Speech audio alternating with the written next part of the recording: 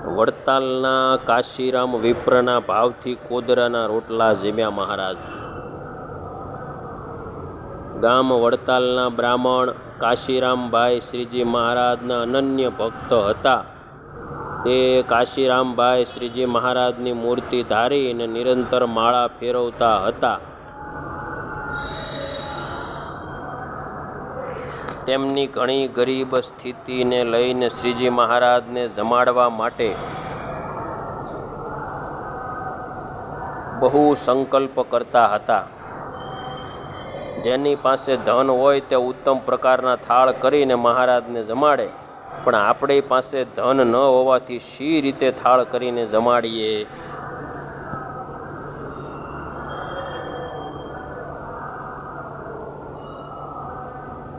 આવી પોતાના પતિની વાણી સાંભળીને તેમની સ્ત્રી કહે છે, યથા દેહે તથા દેવે.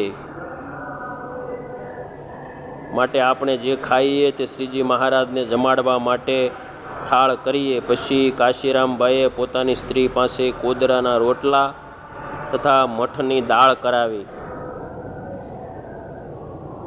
પછી તે બ્રાહ્મણને જમાડવાનો ભાવ જોઈને શ્રીજી મહારાજ મુક્તાનંદ બ્રહ્મચારી સહિત કાશીરામભાઈને ઘેર પધાર્યા ને પછી સ્નાન કરીને એક પિતાંબર પહેરી તથા એક ઓઢીને ભંડારામાં જમવા બેઠા.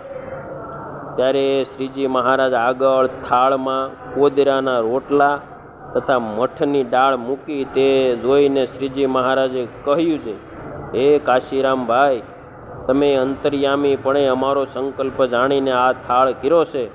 કારણ કે બહાર ગામના હરિભક્તોના ગળપણવાળા થાળ જમીને તે ગળપણવાળા થાળ જમવાની અમને અરુચિ થઈ હતી, માટે અમારી ઈચ્છા પ્રમાણે થાળ થયો છે.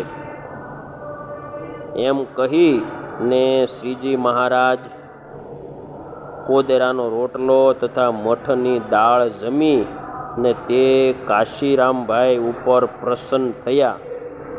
માટે જેનો ભાવ હોય તેનું શ્રીજી મહારાજ ઘણા પ્રેમથી જમે છે. ભાવ આખી વસ્તુ અલગ છે વાલા ભક્તજનો. જેટલો આપણો ભાવ મહત્વનો વધારે એટલું ભગવાનનો પ્રેમ વધારે. માટે જેનો ભાવ હોય તેનું શ્રીજી મહારાજ ઘણા પ્રેમથી જમે છે. માટે સદભાવથી જમાડીએ તો શ્રીજી મહારાજ જરૂર જમે છે. શ્રીજી મહારાજ જેનો ભાવ હોય તેનું જમે તે વિશેની વાર્તાઓ. વડતાલના કાશીરામ વિપ્રના ભાવથી કોદરાના રોટલા જમ્યા મહારાજ. લ્યો.